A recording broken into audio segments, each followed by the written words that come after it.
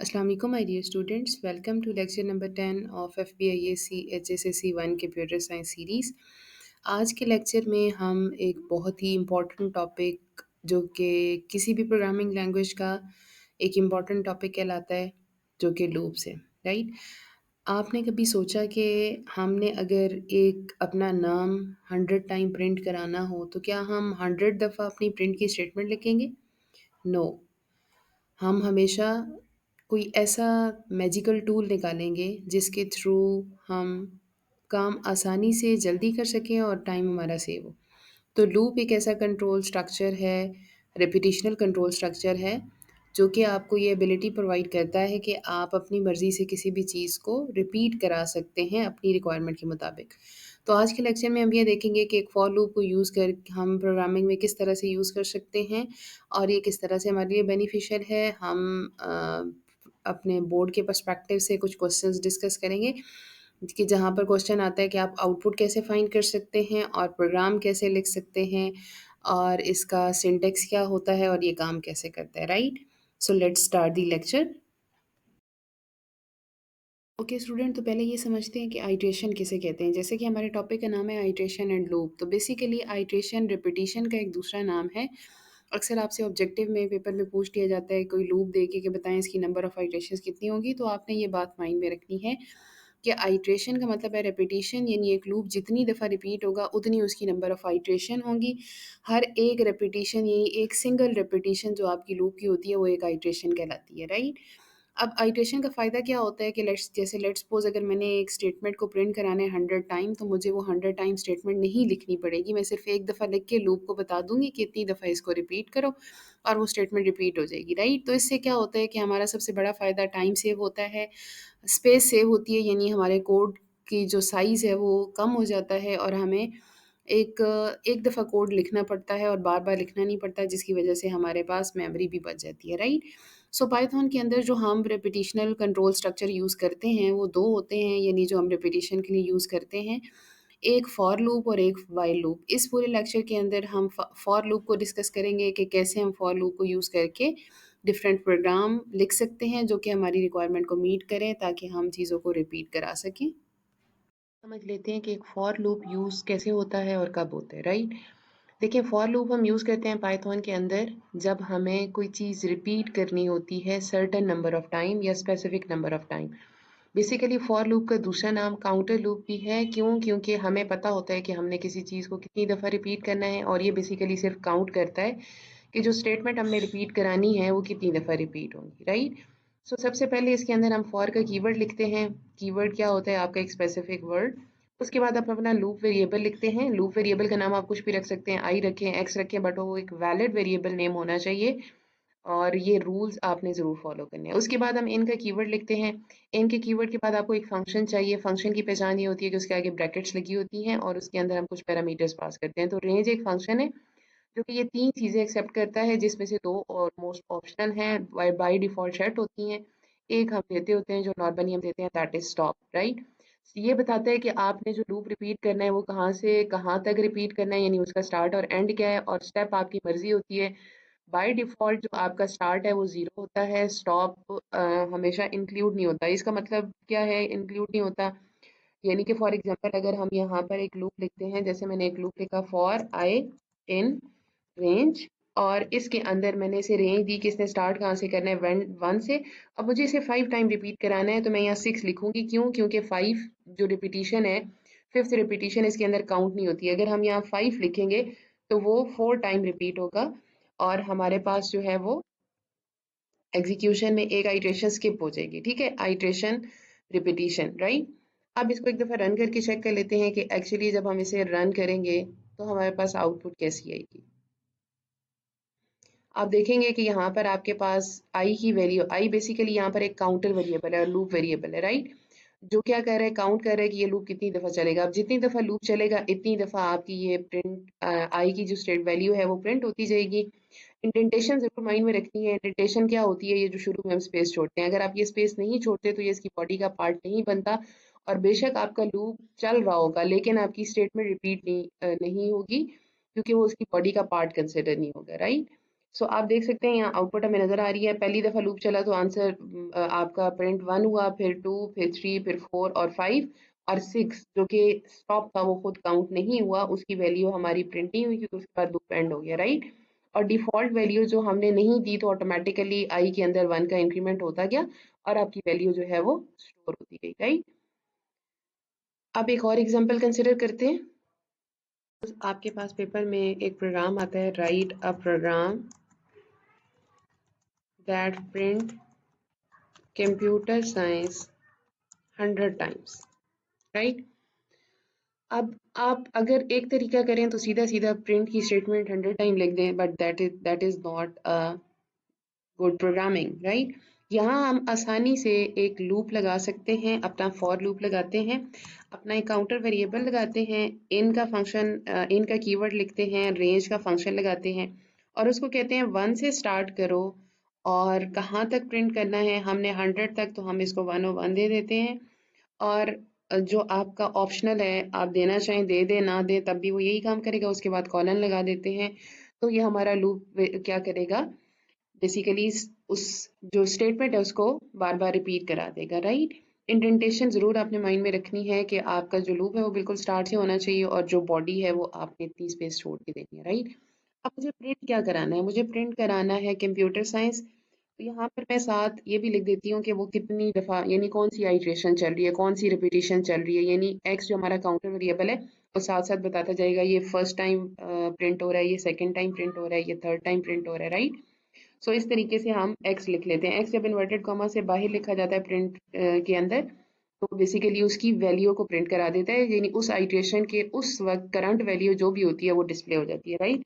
और रिपीट क्या कराना है मैंने, कंप्यूटर साइंस, तो हम यहाँ ब्रैकेट के अंदर क्या लिख देते हैं, कंप्यूटर साइंस, राइट। अब ये क्या करेगा, जब हम इस प्रोग्राम को रन करेंगे तो ये हमारे पास इस स्टेटमेंट को यानी कंप्यूटर साइंस की स्टेटमेंट को 100 टाइम प्रिंट करा देगा और साथ बताएगा भी कि इस वक्त कौन सी रिपीटिशन चल रही है, यानी ये किस वक्त रिपीट हो रहा है, साथ साथ हमारा एक्स जो है वो काउंट करता जाएगा। और हमने सिर्फ एक दफ़ा लिखा, इससे हमारा क्या हुआ, हमारी मेमोरी भी सेव हो जाएगी और टाइम भी सेव हो जाएगा और प्रोग्राम हमें जल्दी से अपनी आउटपुट दे देगा जो हमने काम परफॉर्म कराना होगा, राइट। तो अब जल्दी से इसकी आउटपुट देख लेते हैं कि जब हम इस प्रोग्राम को रन करेंगे तो हमारे पास आउटपुट क्या आएगी। तो आप यहाँ पर देख सकते हैं कि हमारे पास इसने हमें प्रिंट दे दिया, यहाँ से स्टार्ट कहाँ से किया, 1 कंप्यूटर साइंस, 2 कंप्यूटर साइंस, ये जो ऊपर 1 5 है क्योंकि हमने अपना ये वाला लूप कमेंट आउट नहीं किया था तो वो भी एग्जीक्यूट हो रहा है। उसके बाद ये एग्जीक्यूट हो रहा है क्योंकि वो पहले लिखा हुआ है वो पहले एग्जीक्यूट होगा, जो बाद में लिखा है वो बाद में एग्जीक्यूट होगा। एंड कीप इन माइंड कि ये जो आपकी हैश के साथ होते हैं ये कमेंट्स होते हैं और कमेंट्स आपके प्रोग्राम के अंदर इग्नोर होते हैं, ये सिर्फ आपकी प्रोग्राम की रीडेबिलिटी को इंक्रीज करने के लिए बनाए जाते हैं। तो आप देख सकते हैं यहाँ 1 2 कंप्यूटर साइंस और टिल एंड हमारा जो है वो हुआ कहाँ पर, 100 टाइम, यानी ये प्रिंट कर दिया और हमने क्योंकि एंड 101 दिया था तो 100 काउंट हो गया, राइट। और हमने 1 से स्टार्ट किया और प्रिंट करा दिया। तो इस तरह से आप अपना कोई भी प्रोग्राम जो है वो फॉर लूप को यूज करके लिख सकते हैं, राइट। अपना इस कोड को कमेंट कर देते हैं ताकि ये एग्जीक्यूट ना हो और सिर्फ वही हो जो हमारे प्रोग्राम की रिक्वायरमेंट हो, ठीक है। एक और आपके पेपर में क्वेश्चन आ जाता है, right a program that print even number from 2 to 20, ठीक है। अब यहाँ उन्होंने कोई एक्सप्लिसिटली मेंशन नहीं किया कि आपको यहाँ फॉर लूप यूज करना है, ठीक है। उन्होंने सिर्फ आपसे कहा right a program that print even number from 2 to 20। अब आपने ये प्रोग्राम कैसे लिखना है, आपने सबसे पहले माइंड में लाना है कि अच्छा मैं देख लूँ कि इवन नंबर कौन से होते हैं। इवन नंबर कौन से होंगे, 2 4 6 8 and so on till 20, right. अब आप देखोगे कि मैंने अगर एक ऐसा प्रोग्राम लिखना है जो कि ये प्रिंट करे पहले 2 फिर 4 फिर 6 फिर 8 फिर 20, तो क्यों ना हम इसके लिए फॉर लूप यूज कर लें जो 2 से स्टार्ट हो 20 तक जाए। और अब आपने ये आइडेंटिफाई करना है कि इनके दरमियान में कॉमन पैटर्न कौन सा है, यानी कि एक के बाद दूसरा नंबर कब आ रहा है, क्योंकि हमारा जो लूप वेरिएबल होगा ना वही इन 2 4 6 20 को रिप्रेजेंट करेगा। वो 2 से स्टार्ट होगा वो 20 तक जाएगा। अब हर दफा उसने किसी चीज में कितना चेंज लाना है यानी स्टेप्स कितने लाने हैं, हमें ये पैटर्न फाइंड करना है। तो आप देख रहे हैं 2 के बाद 4 आ रहा है, 4 के बाद 6, 6 के बाद 8, तो इट मीन 2 का स्टेप लेना है, राइट। तो हम एक फॉर लूप लिखते हैं अपना एक वेरिएबल बनाते हैं आई इन रेंज सिंटेक्स का पार्ट। स्टार्ट कहाँ से करना है, 2 से, कहाँ तक जाना है, 20 तक, 20 को इंक्लूड करना है तो उसको 21 रख लेते हैं। अब यहाँ स्टेप जो है वो हमें लिखना पड़ेगा, क्यों? क्योंकि ऑटोमेटिक स्टेप 1 का होता है, हमें स्टेप 2 चाहिए कि 2 के बाद अगला नंबर मुझे 4 चाहिए, राइट। और मुझे करना क्या है, प्रिंट कराना है। प्रिंट कराने के लिए मुझे आई की वैल्यू को ही प्रिंट करा देना। बेसिकली आई पहली दफ़ा 2 होगा, 2 के बाद जो है वो इंक्रीमेंट होके 4 हो जाएगा। तो हमें क्योंकि ये एक ही लाइन में प्रिंट कराना है, तो जब हमें एक ही लाइन में प्रिंट कराना होता है तो हम क्या करते हैं, हम यहाँ पर एक फंक्शन यूज करते हैं एंड इक्वल्स टू। और एंड इक्वल्स टू के अंदर आप जो भी देंगे वो आपका साथ ही साथ उस वैल्यू के दरमियान में प्रिंट होता जाएगा। यानी अगर मैं ये एंड इक्वल्स टू नहीं देती, लेट्स सपोज, ठीक है, जैसे पहले सिर्फ मैं आई की वैल्यू प्रिंट करा के देखती हूँ। एक काम करते हैं, इसको कट करके इसको रन करके देखते हैं, ठीक है।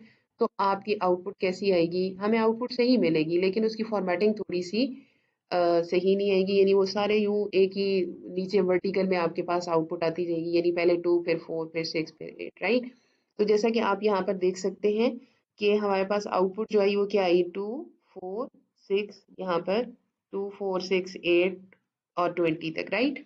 लेकिन मैं चाहती हूँ ये इस तरह ना आए, ये एक ही लाइन में आए। तो हम क्या कर सकते हैं, हम यहाँ पर एंड का एक फंक्शन है वो यूज करेंगे। And equals to inverted commas के अंदर मैं कॉमा डाल देती हूँ। अब क्या होगा, अब ये अगली लाइन में नहीं जाएगा बल्कि हमारे पास जो है वो एक ही लाइन में दरमियान में कॉमा के साथ मुझे आउटपुट मिल जाएगी। और वो हमारे लिए अंडरस्टैंड करना भी आसान होगी और आप लोग के लिए भी समझना आसान होगी और यूजर के लिए भी समझना आसान होती है। तो ये काइंड ऑफ फॉर्मेटिंग है। जिस तरह अब आप यहाँ पर देख सकते हो 2 4 6 8 10 12 14 16 एक ही लाइन में आ गया और दरमियान में हमने कॉमा भी डाल दिया, राइट। तो इस तरह से आप फॉर लूप को यूज करके अपने प्रोग्राम लिख सकते हैं और आपके पेपर में इस तरह के प्रोग्राम आ सकते हैं। कुछ और प्रोग्राम भी मैं आपको एट दी एंड बता दूंगी जो कि फॉर लूप के अकॉर्डिंग इंपॉर्टेंट है। So that's how you can use it. इस एग्जांपल के अंदर अगर आपके पास क्वेश्चन आ जाता है, right a programme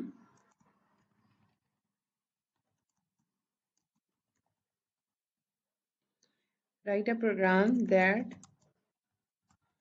prints sum of first positive 5 whole numbers, right। अब इस प्रोग्राम के अंदर हमने प्रोग्राम की रिक्वायरमेंट देखनी है कि क्या है। यानी हमें एक ऐसा प्रोग्राम लिखना है जो कि सम डिस्प्ले करे किसका, फर्स्ट 5 पॉजिटिव होल नंबर्स का। तो फर्स्ट 5 पॉजिटिव होल नंबर हमारे कौन से होते हैं, 1 2 3 4 और 5। अब हमें ये नंबर डिस्प्ले नहीं कराने, हमें डिस्प्ले कराना है इनका सम, राइट। तो हमें एक ऐसी लॉजिक बनानी है जिसके थ्रू हम आसानी से इनका सम फाइंड करें, राइट। तो उसके लिए हमें पता है कि क्योंकि 1 से लेके 5 तक जाना है, हमें स्टार्ट भी पता है स्टॉप भी पता है, तो क्यों ना हम फॉर लूप लगा लें। तो हम अपना फॉर का लूप वेरिएबल बनाएंगे। फॉर का कीवर्ड लिखने के बाद अपना लूप वेरिएबल लिखेंगे एक्स, इन कीवर्ड है, रेंज का फंक्शन लगाएंगे। अब हमें पता है हमने स्टार्ट कहाँ से लेना है, 1 तक, जाना कहाँ तक है 5 तक, तो 5 नहीं देंगे 6 देंगे। 1 का इंक्रीमेंट है तो ये ऑप्शनल है, हम ना भी दें तो इट्स ओके, सो हम उसको स्किप कर देते हैं, राइट। अब हमें इसके अंदर करना क्या है, हमें बेसिकली करना ये है कि हम पहले क्या करें, 1 से लेके, यानी हमें बेसिकली करना है 1 +2 +3 +4 +5, राइट। अब इसको करने का आसान तरीका ये है कि हम लूप लगाएं जो क्या करे, जो बेसिकली पहले करे 1 +2, ठीक है। इसका जो आंसर आए उसके अंदर क्या करे, लेट्स सपोज इसका आंसर आएगा 3, उसके अंदर अगला नंबर प्लस कर दे 3, ठीक है। फिर उसका जो आंसर आए उसके अंदर क्या कर दे, जैसे लेट्स सपोज 6, 6 के अंदर क्या कर दे, एक और नंबर प्लस कर दे 4 एंड सो ऑन, राइट। यानी इस तरीके से ये हमारा सम करता जाए और एंड पे जो हमारा आएगा, यानी इसका सम क्या आएगा, 10 10 प्लस क्या कर दे 5, तो आंसर हमारा एंड पे क्या बन जाएगा 15, ठीक है। अब इसकी लॉजिक बनाने के लिए हम क्या करें, देखें पहले हम 1 से स्टार्ट करें तो चले 1 तो हमें लूप वेरिएबल मिल गया, यानी यहाँ 1 2 3 ये जितने भी हैं ये कहाँ से आ रहे हैं, ये हमारे आ रहे हैं एक्स से, ठीक है, यानी एक्स रिप्रेजेंट कर। लेकिन हमें यहाँ पर एक और भी चाहिए जो हर दफा हर स्टेप का सम स्टोर करे और फिर वही जो पिछले स्टेप का सम होता है, यानी जैसे यहाँ का आंसर 3 था तो यही अगले स्टेप पे ऐड होगा, यहाँ का आंसर क्या था 6, यही अगले स्टेप पे ऐड होगा, यहाँ का आंसर क्या था 10, और यही अगले स्टेप पे अगले जो हमारा वेरिएबल है उसके अंदर ऐड होगा। सिमिलरली यहाँ देखें 15, तो ये तो हमारा आंसर आ जाएगा, राइट, ये नहीं पूरा हो गया। तो आप देख रहे हैं कि हमें हर एक का जो सम है वही अगले में ऐड करना है, अगले नंबर में ऐड करना है, राइट। तो क्यों ना हम यहाँ एक और वेरिएबल बनाएं जिसका नाम रखे सम, जो हर स्टेप को स्टोर कराएगा। उसको शुरू में रखते हैं 0। ये बात आपने माइंड में बिठा लेनी है कि प्रोग्रामिंग के अंदर जब भी आपने कहीं सम स्टोर कराना होता है तो ऑब्वियसली आपको स्टोर कराने के लिए एक वेरिएबल चाहिए होता है। तो आप सम का वेरिएबल बनाते हो तो हमेशा सम के वेरिएबल को आप शुरू में 0 रख लें। इससे क्या होता है कि उसके अंदर अगर कोई मेमोरी में गार्बेज वैल्यू पड़ी है तो वो आपके आंसर को इफेक्ट नहीं करती, और ऑटोमेटिकली आपका स्टार्ट 0 से होता है। यानी इस 0 स्टार्ट करने से मुराद क्या है कि जब पहली दफ़ा ये लूप चलेगा, x की वैल्यू 1 होगी, और हम क्या करेंगे यहाँ पर, यानी इस स्टेप से पहले बेसिकली एक और स्टेप होगा, वो क्या करेगा, पहली दफा का सम ऐड करेगा। यानी पहली दफा सम क्या होगा 0, 0 के अंदर पहली दफा 1 की वैल्यू प्लस करेगा, 1 इक्वल्स टू क्या आएगा 1, और ये वाला 1 जो है वो अगली दफा यूज होगा, ठीक है। फिर इसी 1 के अंदर अगला नंबर ऐड होगा, यानी जब आपका लूप दोबारा आइट्रेशन कंप्लीट करेगा, कंप्लीट करके वापस जाएगा तो एक्स आपका इंक्रीमेंट हो जाएगा। एक्स जब इंक्रीमेंट होगा तो क्या बन जाएगा 2, फिर 2 प्लस 1 यानी पिछले स्टेप वाला सम दैट इज 3, फिर उसके बाद अगला जब इंक्रीमेंट करेगा 3 तो पिछले स्टेप वाला आंसर दैट इज 3, तो वो ऐड होता जाएगा। तो आप यहाँ देख रहे हैं यहाँ पर 0 1 3 6 ये किसको रिप्रेजेंट कर रहा है, ये रिप्रेजेंट कर रहा है सम को, और उसी सम के अंदर मुझे क्या ऐड करना है, उसी सम के अंदर मुझे ऐड करना है अपना 1 2 3 4 यानी एक्स। तो इसका मतलब है ये किसको रिप्रेजेंट कर रहा है, ये रिप्रेजेंट कर रहा है सम प्लस एक्स, यानी हर स्टेप पे यहाँ हो क्या रहा है, सम और उसके साथ ऐड क्या हो रहा है एक्स, और जो सम और एक्स का आंसर है वो वापस स्टोर भी किधर हो रहा है, सम के अंदर, राइट। तो इस स्टेटमेंट को हम हमेशा लिखते हैं sum equals to sum plus x, right. क्योंकि जो चीज़ को हमें असाइन करना होता है वो हम हमेशा इक्वल्स टू की लेफ्ट साइड पे लिखते हैं, और जो प्रोसेस करके स्टोर कराना होता है वो हमेशा हम राइट साइड पे लिखते हैं। तो ये अब क्या करेगा कि जिस तरह हमने ऊपर डिस्कस किया कि पहली दफ़ा सम क्या होगा 0, और x की वैल्यू कहाँ से स्टार्ट होगी 1 से। पहली दफ़ा 0 प्लस 1 आंसर 1 होगा और वो वापस सम के अंदर स्टोर हो जाएगा। इसी तरह ये वापस जाएगा यहाँ से बाय डिफ़ॉल्ट 1 का इंक्रीमेंट करेगा। 1 का इंक्रीमेंट करने के बाद यहाँ पर आपके 1 प्लस आपका x का जो भी वैल्यू होगी यानी वो 2 हो जाएगा बेसिकली। तो यहाँ पर 1 प्लस 2 करेगा और उसका आंसर क्या आएगा 3, वो सम के अंदर स्टोर करेगा, और इसी तरह फिर फर्दर ये प्रोसेस करता जाएगा। एंड देन जब ये लूप कंप्लीट होगा तो हमारे पास सम का आंसर आ जाएगा, राइट। अब हमें सिर्फ वही चीज़ नजर आती है जो हम प्रिंट की स्टेटमेंट में लिखते हैं। तो इसका मतलब क्या हुआ कि हमें प्रिंट में क्या कराना है, हमें सम प्रिंट कराना है। अब अगर हम यहाँ स्क्रीन पे डिस्प्ले कराना चाहते हैं कि लिखा है सम इक्वल्स टू, तो ये इन्वर्टेड कॉमा के अंदर लिखेंगे, और जिसकी वैल्यू चाहिए वो इन्वर्टेड कॉमा से बाहर लिखेंगे। तो यहाँ हम क्या लिखेंगे सम। इससे क्या होगा, स्क्रीन पे पहले एक लिखा आएगा सम इक्वल्स टू और उसके बाद सम की वैल्यू आएगी, राइट। लेकिन अब आप यहाँ पर देख रहे हैं कि ये प्रिंट की स्टेटमेंट की इंडेंटेशन यहाँ पर है, और यहाँ पर आपको नजर आ रहा है कि ये दोनों फॉर की लूप की बॉडी का पार्ट है। अब क्या होगा कि जितनी दफा आपका फॉर लूप रन होगा उतनी ही दफा आपकी ये प्रिंट की स्टेटमेंट भी साथ साथ ही डिस्प्ले होगी, राइट। सो अगर हम ये चाहते हैं कि ये यहाँ पर हर दफा ना हो तो हमें इसकी बॉडी से बाहर निकालना होगा, ऐसे यानी इंडेंटेशन रिमूव करनी होगी। पहले इसको रन करके चेक कर लेते हैं कि अगर हम अंदर लिखते हैं तो क्या होगा। अब ये जो हमने स्टेप्स परफॉर्म किए हैं यहाँ पर, जितनी दफा ये स्टेप परफॉर्म हुए हैं इतनी दफा जो सम का आंसर आ रहा है वो हमें स्क्रीन पे नजर आएगा, राइट। यानी हमारे पास लिखा आएगा सम इक्वल्स टू पहली दफा का सम, फिर दूसरी दफा का फर्स्ट स्टेप का सम, फर्स्ट आइट्रेशन का, फिर सेकंड आइट्रेशन का, फिर थर्ड आइट्रेशन का, एंड सो ऑन, राइट। जैसे आप देख सकते हैं फर्स्ट आइट्रेशन का सम क्या आया 1, तो हमें नजर आया sum equals to 1। Second iteration का क्या आया सम इक्वल्स टू 3, यानी जब ये सेकंड टाइम रिपीट हुआ, फिर जब आपके पास थर्ड टाइम रिपीट हुआ, फिर जब आपके पास फोर्थ टाइम रिपीट हुआ, और फिफ्थ टाइम रिपीट हुआ, ठीक है। सिक्स टाइम में क्योंकि वो खुद इंक्लूड नहीं होता इसलिए 6 पे कंडीशन फॉल्स होगी। अगर हम चाहते हैं कि ये बार बार ना आए, सिर्फ एक दफ़ा आए, तो हम ये इंडेंटेशन रिमूव कर देते हैं। इससे ये फॉर लूप की बॉडी से बाहर निकल जाएगा। यानी अब जब जब ये आपका आइट्रेशन परफॉर्म होगी लूप की, उस उतनी दफ़ा सिर्फ ये वाली स्टेटमेंट रन होगी, ये वाली स्टेटमेंट रन नहीं होगी। ये हमें सिर्फ एक ही दफ़ा नजर आएगी जब हमारा प्रोग्राम कंप्लीट करके आइट्रेशन यहाँ आएगा, यानी जस्ट हमें नजर आएगा सम इक्वल्स टू 15। सो इस तरीके से आप ये प्रोग्राम लिख सकते हैं। I hope now it will be clear to all of you. You can see here कि अब हमें सिर्फ एक दफ़ा नजर आया, that is sum equals to 15। So that's how you can write any for program and you can make logic of any program. Okay students, so अभी हम एक और पेपर के पर्सपेक्टिव से क्वेश्चन समझ लेते हैं जो कि ड्राई रनिंग है फॉर लूप की। ताकि आपको थोड़ा-सा कॉन्सेप्ट और क्लियर हो जाए कि हम एक प्रोग्राम की आउटपुट कैसे फाइंड कर सकते हैं। यानी जैसे मैंने ये कोड दिया हुआ है, ये मैं आपको दे के कहूँगी right the output of this program, ठीक है? तो उसको लिखने के लिए आप अक्सर ट्रेस टेबल ड्रॉ करते हैं, ये एक आसान तरीका है और जो कि हम प्रोग्रामिंग के अंदर यूज़ करते हैं in order to check our program for logical errors, और उससे हमें पता भी चल जाता है कि हमारा प्रोग्राम कैसे काम कर रहा है, आउटपुट कैसे आ रही है और कहाँ हम मिस्टेक कर रहे हैं जिसकी वजह से आउटपुट नहीं आ रही।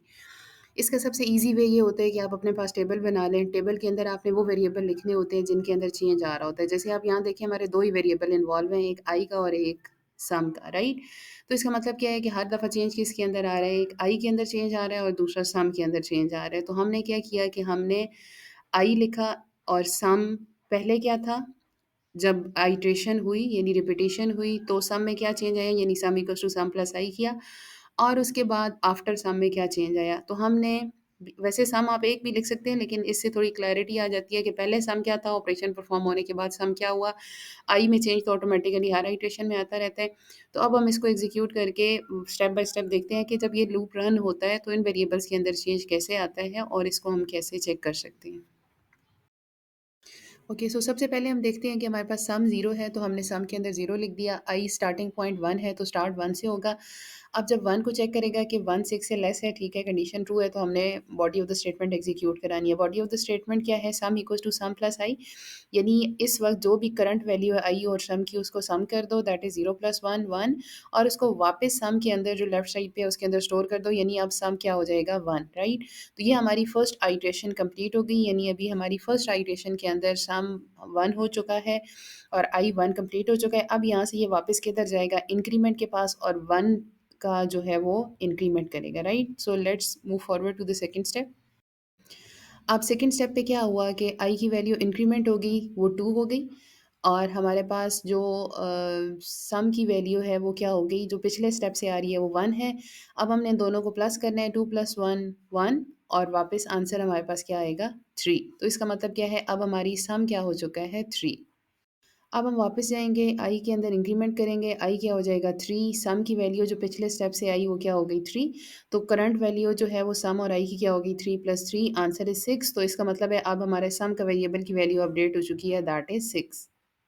तो फोर्थ आइट्रेशन के अंदर यानी फोर्थ रिपीटिशन के अंदर हमारी आई की वैल्यू 4 हो चुकी है, सम क्या है या पिछले स्टेप से 6, 4 और 6 को ऐड करेंगे तो आंसर क्या आ जाएगा हमारे पास 10।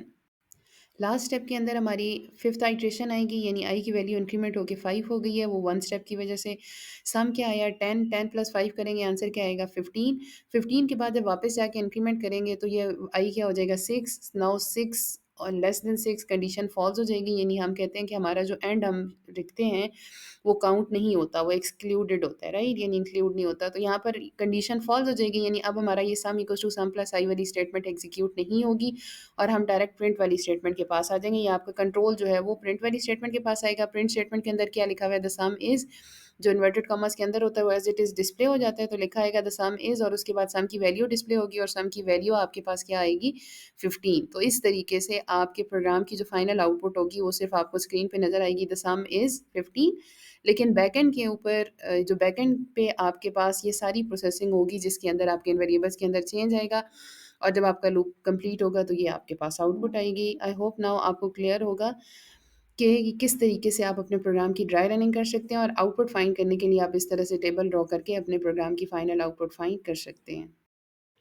Let's conclude today's lecture. आज के लेक्चर में हमने सीखा कि आइट्रेशन और लूप क्या होता है, फॉर लूप कैसे यूज़ करते हैं, उनका प्रोग्राम कैसे लिख सकते हैं, और इसकी ड्राई रनिंग, राइट? कि आप किस तरीके से आउटपुट फाइंड कर सकते हैं किसी भी फॉर लूप की। Do like and subscribe if you found this useful. Thank you for watching.